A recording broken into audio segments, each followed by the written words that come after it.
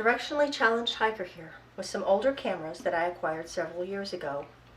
Now, they were rescued from my grandma's basement, and until Sunday afternoon I had them boxed up in my house, and I hadn't really looked at them other than when I initially brought them home.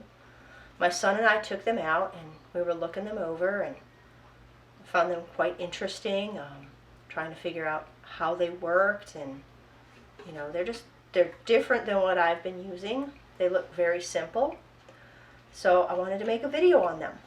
Thought maybe you would enjoy taking a look at these older cameras also.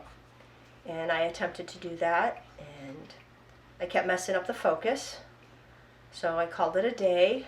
And after, messing up the focus and failing pretty miserably there, I figured if I was going to do a video on cameras, I should learn a little bit about each camera that I was going to be showing you. So I took the time to do that. I just did some quick research, Googled them. So hopefully the information is fairly accurate. I figure, who's going to lie about older cameras? There's no benefit in whatever. So if I am off on any information, please, I'm sorry. I pulled it off the internet. And again, I am not a camera expert. I enjoy photography. One of the main reasons I hike is so I can go take pictures in many different places. But anyway, these are some of the cameras I have. I actually have 6 cameras today. They range from the early 1900s to the mid-1950s. And we will begin with this first one here. This is the Kodak number 2A Brownie Model C. This Brownie camera was introduced in April 1907 and discontinued in 1936. Since this is the Model C, from what I saw on the internet, it would be about a mid-1920s model. They were patented in the USA, manufactured in the US, Canada, and for a few years in the UK. The type of camera, it's a box viewfinder, and its format is 1/16 film. So I'm going to turn the camera around, and the back is where you would load and unload your film. There's also the little film winder on the side. You have to make sure that's pulled out a little bit. I'm going to pull out the film cage, and you load your fresh roll of film on the top here, pull it around, and attach it to the spool on the bottom. Alright, then you put your little cage back in. Take a little look inside there. I will put in some still shots that I took of these cameras so you can get a better view of some of them and some of the details that are not going to show up on the video footage I'm taking. But anyway, this camera has a basic meniscus lens, and it has 3 apertures that I will show in just one moment. But first, let's go to, it has a rotary shutter, which is on my right side of the camera box. It's just this little lever on the side, and you can flip it up. My shutter is open and closed, and I have exposed the film and taken a shot, and flip it back down, and I have just taken another picture there. This model was also set up with 2 speeds. So if you look at the top of the camera, on my left hand side, there's a little lever that I'm going to pull up. When I pull that lever up, and then I use the lever, the little shutter lever on the side, my shutter is staying open and allowing light in to expose the film. I can let the film expose for, I didn't read up on the exact time as to how long it could actually be, but I can expose it, to let in more light if I'm trying to do an evening shot or something like that. And when I'm done, I just push this lever back down and my shutter is closed again. Now I will show, I'm going to pull that up, I'm going to leave the shutter open, and right now the lens is at its biggest, allowing in more light. And then there's a middle one. Oh, that's the small one. So, but it has the 3 different, you just pull this middle lever up here, and that allows you to change the aperture on the camera. We'll push that back down. This camera was also designed, it has, they call them waist level viewfinders, since where I'm holding the camera right now would be probably where you position it, and then you would just look down, and then at the top there is a top viewfinder, and and then it has a viewfinder on the side. The top one, when you're holding it in this position, would be ideal for portraits or tall shots, and then if I flip the camera this way, we would use that for our landscapes, or if you're trying to take a large family photo. But those are the viewfinders there. This camera also was equipped with, it had a tripod socket on the bottom and then a tripod socket on the side there, so that you could, make sure your camera is nice and steady if you want to get those really good pictures. But anyway, this is the Kodak number 2A Brownie Model C.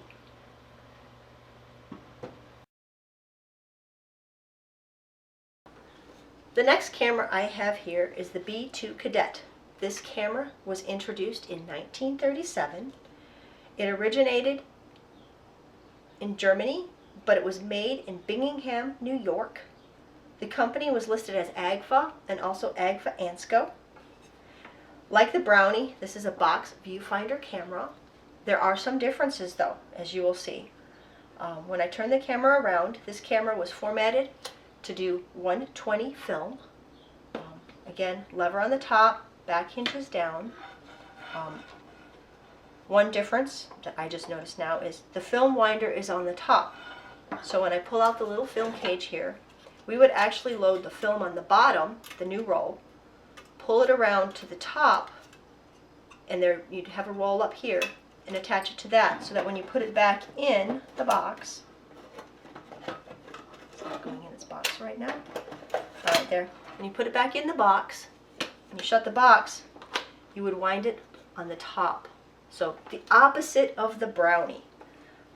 This camera is set up with a basic meniscus lens. It is a fixed aperture, a little different than Brownie there that had 3. It is a simple rotary shutter. Again, on the right hand side is the little shutter lever. And if I flip it up, it opens and closes, and if I flip it down, it opens and closes. This camera is also set up for 2 speeds, the instant that I just showed you, and then the timed, which in this case, the timed lever pulls out on the side here, and then I would flip up the shutter lever, and our shutter is open, allowing us to expose our film, and then when we are done, I shut that, and my shutter has closed. Like the Brownie, the Cadet has 2 waist level viewfinders, one on the top for those portrait pictures, and then another one on the sides so we can shoot some landscapes. This camera does not have any tripod sockets though. But there you have it, the B2 Cadet.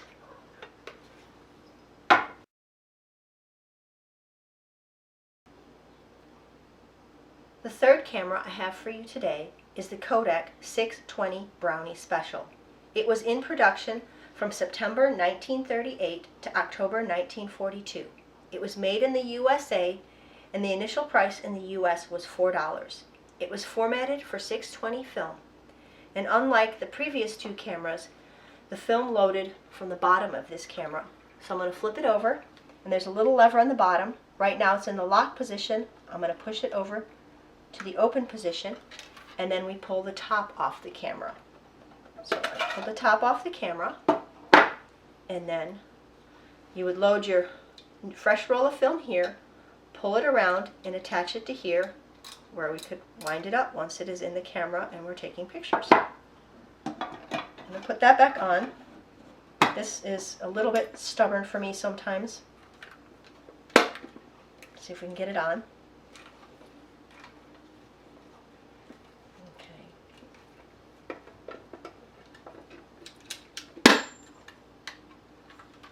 We got that back on. We're going to put that back in lock position and turn it back over.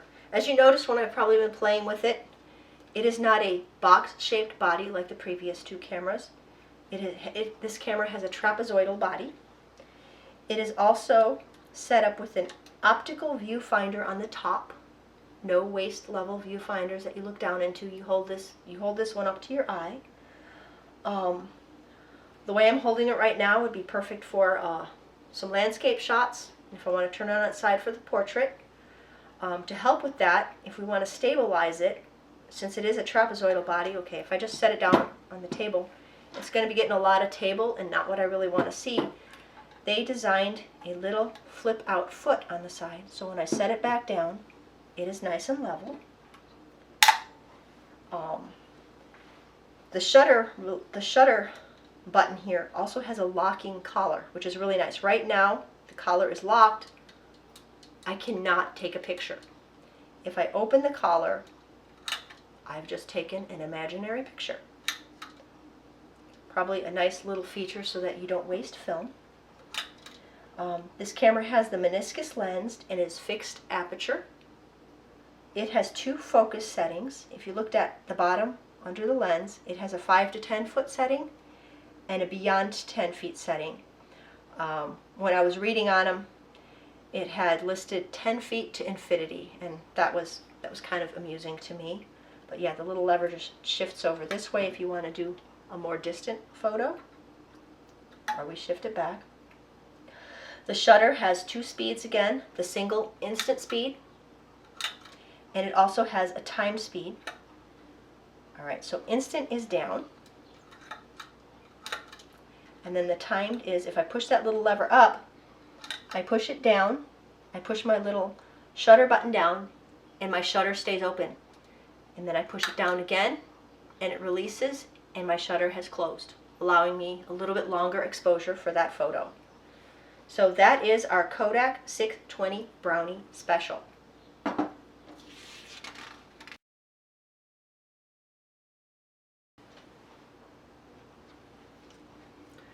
This next camera is the Rollax 50mm. It was manufactured in Chicago, Illinois around 1940. I did not find a whole lot of information about this camera, but I'll give you what I have. It has the Roll's Bakelite viewfinder, similar to the Brownie Special. You know, you hold it up to your eye, you look through it, and what you see is what you're taking a picture of. It is formatted for 127 film, so there's a little button on the side here. You press it in, and you pry the back off the camera.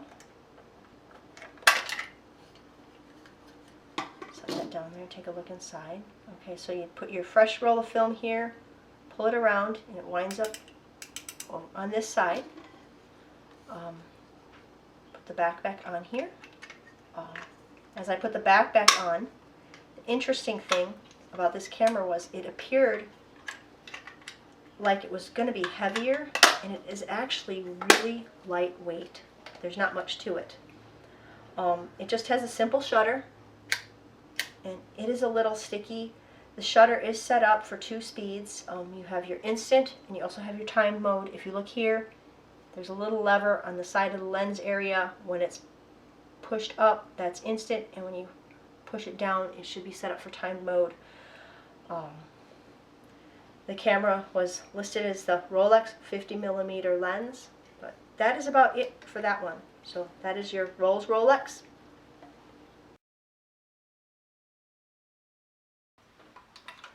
The 5th camera I have today is the Ansco Pioneer. This camera was manufactured from 1947 to 1953 in Binghamton, New York. The camera was made for one of 2 film sizes, the 620 or the larger 616. The camera I am holding here is formatted for 620 film. I'm going to turn it around. Much like the 2 box type cameras I showed you earlier, it has a little lever that just lifts up, and then the back will hinge open. And you can pull out the little film cage, put your fresh roll of film here, roll it around and attach it to this side of the camera, and you are ready to go. When I opened this camera up, I realized that it did have film in it that was exposed. I'm not sure which relative this camera belonged to or what they took pictures of, but I have looked into getting this film developed. I know it is a shot in the dark if it'll be any good, but I feel it is worth a try because I think that would be really cool to find out maybe who the camera belonged to, or at least what they like to take pictures of. And also, let me pull that back out. If you look at the film cage, it's curved along with the back of the camera.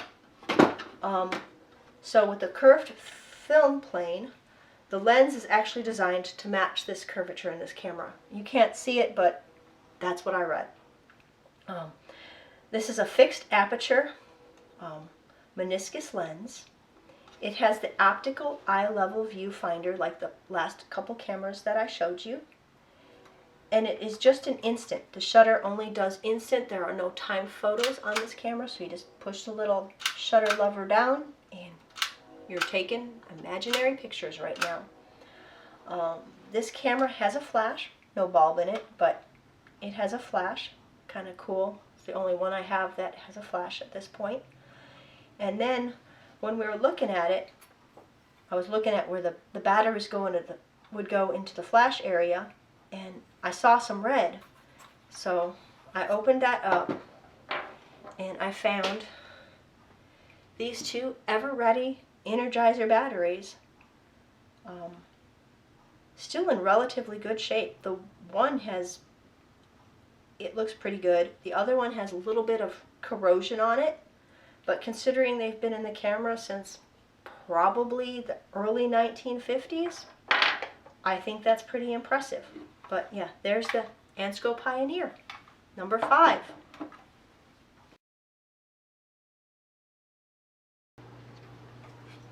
This is the last camera I have today. It is also my favorite camera. Yes, I saved my favorite camera for last. And it is the oldest camera of the 6 that I have. This is the number 2 Folding Pocket Brownie Model B. It was made from June 1907 to September 1915. And from what I read, 174,000 were manufactured. And they were manufactured in Rochester, New York. It's said to have a 4.5-inch meniscus achromat lens. And it is formatted for 120 film. So I'm going to turn the camera around. Actually, before I turn it completely around, there's a little raised button here and here. When these buttons are pressed simultaneously, it releases the back like a trap door to your film area so you can load and unload. This is where there's also a button on top and a button on the bottom. You won't be able to see, but if I pull those apart, it allows the film roll to be released. So you would put your new roll of film here and then push those buttons down, and you'd feed the film around to here. There probably should be another spool here, and then this would wind your film, this little on the top. And there, it's got the 120 listed. It's also got the number 2 Folding Brownie, or Folding Pocket Brownie, the name, and some other information about the camera in that little flap. Again, I will do some still shots for some more details on these cameras. In order to see the rest of the camera, I'm going to lift up this little leather handle that's in pretty decent shape for being over 100 years old, and there's another button, and that releases a front trap door where our lens is, and a few other features of the camera. This camera has focusing with 3 set positions. If you look down on this, my right hand corner here, there's a little plate and it says 100, 20, and 8 feet, and then this little thing here, this little like lever, can be shifted to different positions, and I think it holds the lens out. I'm not sure, I didn't really research that a whole lot, but that's the feature for the focusing set positions. And then we'll reach in here and I'm going to pull out our lens, stretch that out like that, and get it, there we go. So the lens is out. It is an accordion style. It's leather. Kind of interesting. That's, I mean, one of the things that I really thought was cool was just the way this camera like looked like a simple box, and then it was just, I don't know, it was interesting. But it is equipped with a Brownie automatic 5-blade shutter. This camera has 3 speeds. The timed and instant I've demonstrated on some of the other cameras, and I understand. It also has a bulb speed that I do not understand. I don't know what it is, so if you know what this means, please leave a comment below and explain this to me. I would love to find out. But anyway, right now it is set in instant. If you look at the top of the lens area, there's a little lever that kind of slides around, and it is set in instant, and then this is the shutter lever. So I just put that, and it has opened and closed my shutter, and I have taken an imaginary picture at this point. I'm going to shift it all the way over to the left here, my left, and it is in timed mode. With this camera, I'm going to push down the little shutter level, and the lever will stay down, and when I'm ready for that exposure to be done, I just push it back down and my shutter is closed. So the center is the bulb mode, the one that I do not understand. So again, if you know what that is, please let me know. This camera also has 3 apertures. If we look at the bottom of the lens area here, there's another little thing that slides around. It's set at 1, 2, and 3. I can do some still shots so you can better see the lens, smaller, medium, and large. That would be probably helpful. So 3 apertures. This camera again has the waist level viewfinder, but it only has 1. So the viewfinder is here, and right now this camera is kind of set for taking a landscape picture. And if I flip the little viewfinder, and Parker, I have a cat. Okay, go away, Parker. So if I flip the viewfinder out to the left, I can turn the camera and it is set up for taking portraits or taller pictures. So, I don't know, kind of a cool feature, a rotating viewfinder.